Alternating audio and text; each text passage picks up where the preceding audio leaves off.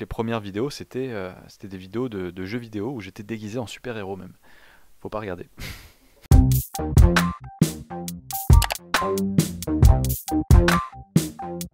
Ça dépend lesquels déjà parce que enfin ils s'utilisent tous d'une manière vraiment différente, mais en tout cas YouTube ça m'a apporté un travail en fait, parce que maintenant c'est vraiment mon travail de poster des vidéos sur internet. Après tous les autres Instagram, Facebook, etc. c'est des choses qui alimentent mon travail, mais c'est surtout des endroits sur lesquels je peux laisser plus libre cours à des délires ou des choses qui me passent par la tête quoi. La chose principale c'est avant tout un métier quoi, et c'est bien.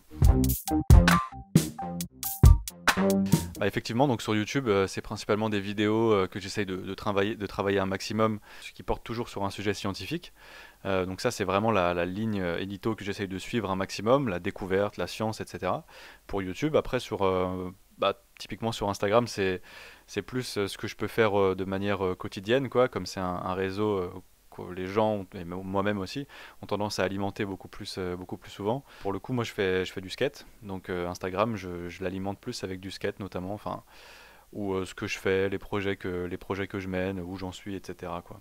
Mais enfin, globalement, je parle surtout de YouTube et Instagram parce que c'est ce que j'utilise le plus, quoi. Je dirais Twitter, parce que j'ai l'impression que c'est Twitter, je l'utilise un petit peu comme un espèce de journal télévisé dans le sens où je suis les choses qui m'intéressent et qui me plaisent, et en regardant un petit peu tout ce qui se passe, bah, je suis à jour en fait sur ce qui s'est passé quoi. Donc c'est ce que je regarde le matin. Ouais, Esteban Vial, qui est juste ici. Il fait des vidéos, il est très drôle aussi.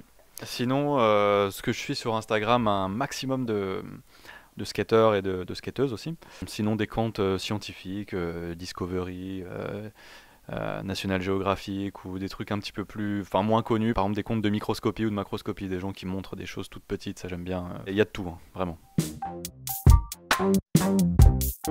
Ouais, carrément, bah il y en a pas mal même. Il y a le Grand JD que j'aime beaucoup.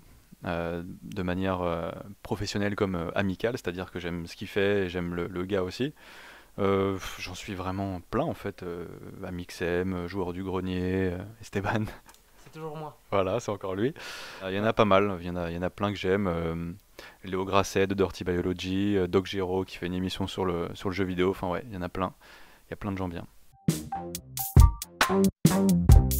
Ben c'est le hand spinner, c'est sûr et certain. Vraiment, pour quelqu'un comme moi qui a souvent tendance à ne pas savoir quoi faire de mes mains, c'est vraiment l'objet parfait pour canaliser tout ça. En fait, ça s'appelle un hand spinner. Et ça sert à rien. Rien n'était calculé ou quoi que ce soit, c'est vraiment, j'ai posté cette vidéo et elle a, pour je ne sais quelle raison, plus marché que les autres, beaucoup plus marché que les autres. Donc voilà, le hand spinner.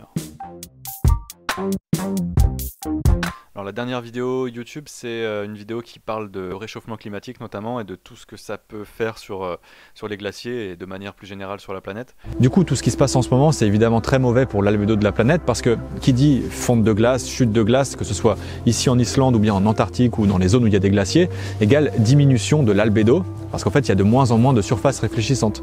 C'était une vidéo où on est allé en Islande avec Esteban. C'est toujours moi. Voilà, c'est encore lui qui était là aussi. Pour m'aider à filmer avec Jim qui est derrière la porte, mais là ça va être plus compliqué. Donc c'est une vidéo qui traite du réchauffement climatique et de son effet sur les glaciers, donc ça parle d'albédo, ça parle d'augmentation du niveau de la mer, de diminution des surfaces réfléchissantes, etc., quoi. Bah en fait, les vidéos j'en fais depuis vraiment très longtemps, enfin ça doit faire à peu près 15 ans.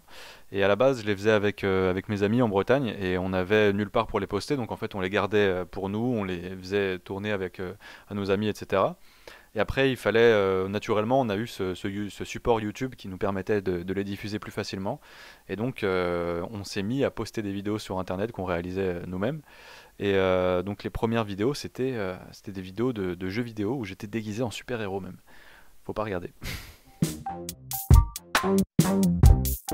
Bah en fait, après les glaciers, le froid, on va s'intéresser au chaud, paf, le volcan.